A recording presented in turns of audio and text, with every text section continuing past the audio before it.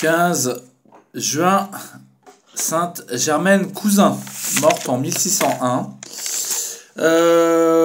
Bah voilà, là on a un cas assez triste, hein, mais bon, elle est orpheline, elle est laide, elle est un peu difforme, hein. Elle est adoptée par son demi-frère Laurent et sa femme Armande, qui la traitent comme de la merde. C'est ça, c'est l'histoire de Germaine Cousin.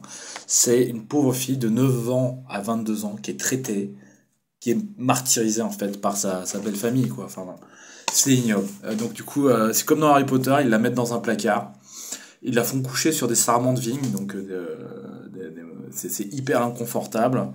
Elle est hyper maltraitée, interdiction de parler aux enfants. Enfin, je veux dire, elle est traitée vraiment, mais comme quelque chose qui n'existe pas en fait, quoi, comme quelqu'un qui est moins qu'humain. Donc elle était toujours avec ses bêtes dans les champs, évidemment, parce qu'on est dans un contexte paysan. Elle était analphabète, mais elle savait quand même aussi réciter son chapelet. Et elle laissait ses bêtes pour aller à la messe. Elle leur disait surtout vous bougez pas, et les bêtes n'ont pas bougé. Alors ça peut paraître un peu extraordinaire comme ça, mais honnêtement je connais quelqu'un qui dans sa jeunesse a gardé des troupeaux et qui disait moi mes brebis elles bougeaient pas en fait.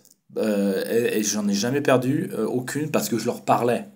Et son frère, qui lui parlait pas aux brebis, il était là à faire autre chose, bon voilà, et ben il en perdait souvent. C'est intéressant, hein, le fait de parler aux animaux, effectivement, permet d'instaurer un lien, en fait. Hein, quand mon ami disait venez, les brebis venaient.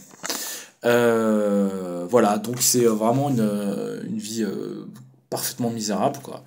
Ça me fait penser à Cendrillon d'une certaine manière, hein. Cendrillon, je sais pas, je pense à Cendrillon, je me dis, est-ce qu'il y a pas un sens un peu christique derrière, hein, finalement, au fin fond de la misère, elle arrive à...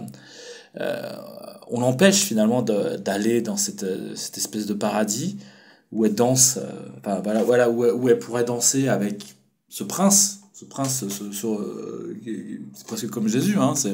Jésus, on l'appelle l'époux, hein, chez les catholiques, hein, le divin époux.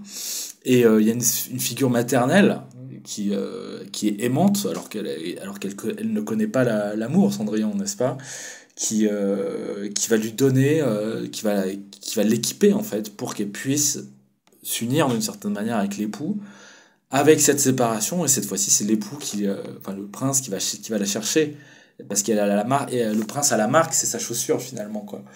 Je sais pas trop, c'est une hypothèse, faudrait creuser le truc, mais ça m'étonnerait pas on pourrait presque interpréter Cendrillon dans un sens religieux, hein. Voilà, bon bah c'est bien triste, hein, mais Germaine Cousin. Une vie simple et une vie douloureuse, comme beaucoup de saints. Sainte Germaine Cousin, apprenez-nous... Non, priez pour nous. Sainte Germaine Cousin, apprenez-nous à vous aimer. Merci.